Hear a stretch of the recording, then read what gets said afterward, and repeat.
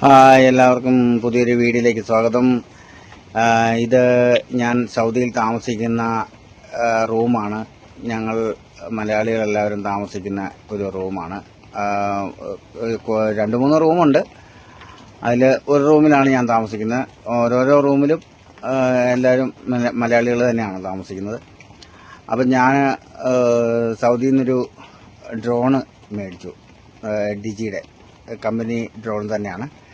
അപ്പോൾ അത് എങ്ങനെയാണ് വർക്ക് ചെയ്യുന്നതെന്നൊക്കെ ഒന്ന് അറിയാൻ വേണ്ടിയുള്ള ഒരു ആകാംക്ഷയിൽ പുതിയ പാക്കറ്റ് വന്നു കഴിഞ്ഞപ്പം അവനെ ഞാനൊന്ന് എടുത്ത് തുറന്ന് ഒന്ന് പരിശോധിക്കുകയായിരുന്നു.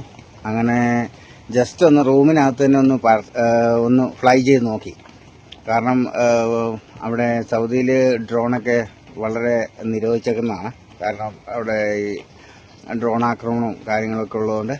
അപ്പോൾ അതുകൊണ്ട് തന്നെ ഞാനത് പുറത്തെടുക്കാതെ റൂമിനകത്ത് തന്നെ വെച്ച് ഒന്ന് പരീക്ഷിച്ച് ഒരു പരീക്ഷണപ്പറക്കൽ നടത്തി നോക്കുമായിരുന്നു.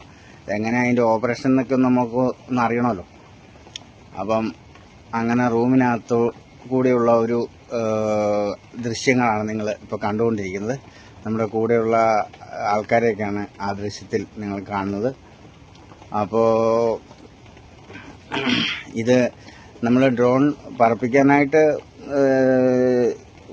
തുടക്കത്തിൽ വലിയ ബുദ്ധിമുട്ടില്ല. കാരണം അതങ്ങോട്ട് ഓൺ ചെയ്ത് ഫ്ലൈ ചെയ്താൽ മതി.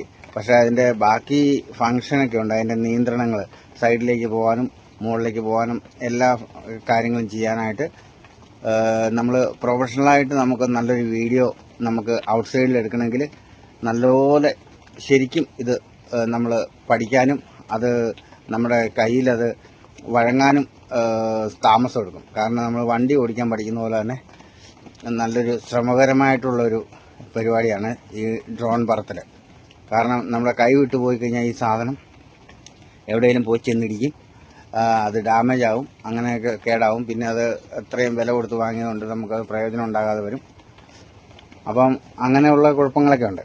അപ്പോൾ അതുകൊണ്ട് തന്നെ നമ്മൾ വളരെ ശ്രദ്ധാപൂർവം ചെയ്യാൻ വേണം. അതുപോലെ തന്നെ നല്ലപോലെ പരിശീലനം നടത്തണം ഈ ഡ്രോൺ പറപ്പിക്കാൻ വേണ്ടി.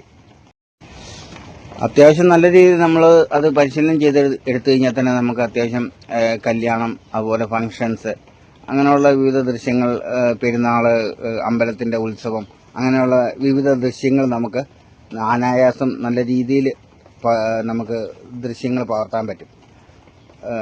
മറ്റുള്ളവർക്ക് കൊടുക്കാനാണെങ്കിൽ തന്നെ നമുക്ക് ആ നല്ല രീതിയിലുള്ള ദൃശ്യങ്ങൾ നമുക്ക് ഈ പരിശീലനം കൊണ്ട് പറത്തി നമുക്ക് റെഡിയാക്കി എടുക്കാൻ പറ്റും. അപ്പം അതിന് വളരെയധികം പരിശീലനം ആവശ്യമാണ്. നമ്മളത് ഉപയോഗിച്ച് മാത്രമേ അത് അതിൻ്റെ ആ ഒരു ഇതിലെത്തുള്ളൂ.